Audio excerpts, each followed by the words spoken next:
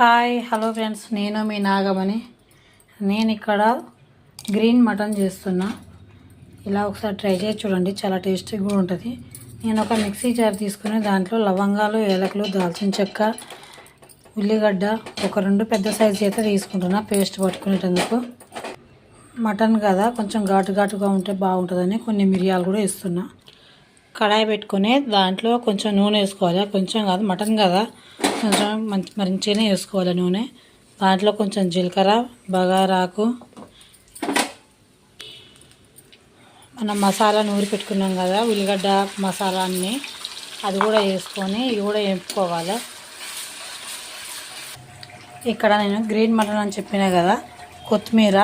మనం కొత్తిమీర ఏమైనా కూరల్లో మీదంగానే వేసుకుంటాం, కానీ ఇలా ఏదన్నా చేసుకోవాలనుకున్నప్పుడు కూరల్లో గ్రేవీ లాగా కావాలంటే కట్ చేసి వేసుకొని పేస్ట్ పట్టుకుంటే కూడా చాలా మంచిగా ఉంటుంది. కొత్తిమీర వేసుకుంటున్నా బాగానే, గుప్పెడంత పెద్ద పెద్ద కాడలతోటే. పుదీనా, ఈ ఆకులు ఇప్పుడు వర్షాకాలం కదా, మట్టి ఉంటుందా అని మంచిగా కడుక్కోవాలి. 1-2 సార్లు మట్టి ఉంటుంది, పురుగు వాళ్తుంది కాబట్టి. పుదీనా కూడా వేసుకొని దీంట్లో నేనైతే ముందే నానబెట్టి పెట్టుకున్న పచ్చిమిరపకాయలు, కాజు అవి కూడా వేసుకోవాలి. తర్వాత ఇది ఒక పేస్ట్ పట్టుకోవాలి. కొత్తిమీర, పుదీనా పేస్ట్ పట్టేటప్పుడు కొంచెం పాలు పోయాలి, ఎందుకంటే నల్లగా అవుతుంది పేస్ట్ కాగానే. కొంచెం పాలు పోస్తే కలర్ చేంజ్ కాదు. కరివేపాకు వేసుకోవాలి. అలాగే దాంట్లో కొంచెం పసుపు, కొంచెం అల్లం వెల్లిపాయ పేస్టు.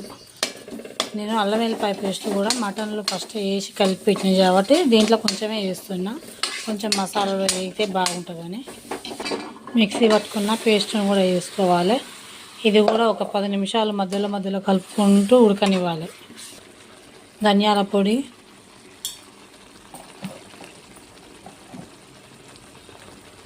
కారం, ఎందుకంటే ఇలాక పచ్చిమిరపకాయల కారం మసాలాలు వేసిన కాబట్టి కొంచెం తక్కువనే వేస్తున్నా కారం, ఎక్కువ ఏం వేస్తలేను.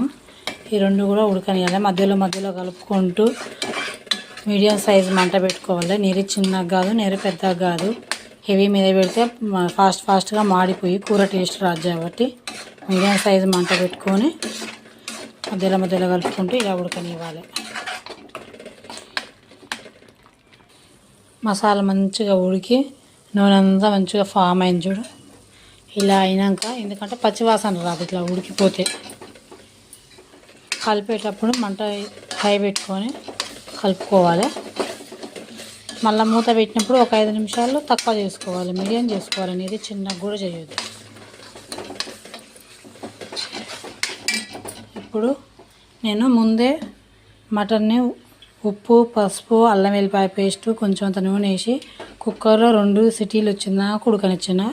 2 విజిల్స్ వచ్చినాక దింపుకున్నా. దాన్ని ఇందులో వేసుకుందాం. ఇప్పుడు మసాలాలో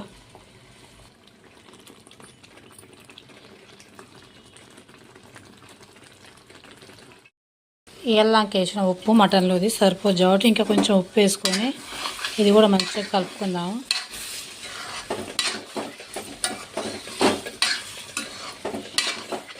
ఇలా మంచిగా కలుపుకున్నాక కొంచెం వాటర్ వేసుకుందాం, ఎందుకంటే నీళ్ళు మొత్తమే వేయలేదు నేను ఏడ కూడా.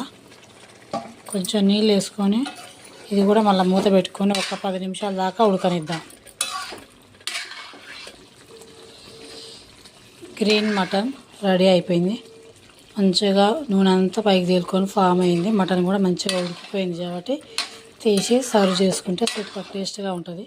ట్రై చేసి చూడండి, కామెంట్ చేసి, సబ్స్క్రైబ్ చేసి, లైక్ చేయండి. నా ఛానల్ ఫస్ట్ సారి చూసినట్టయితే సబ్స్క్రైబ్ చేసుకోండి ప్లీజ్.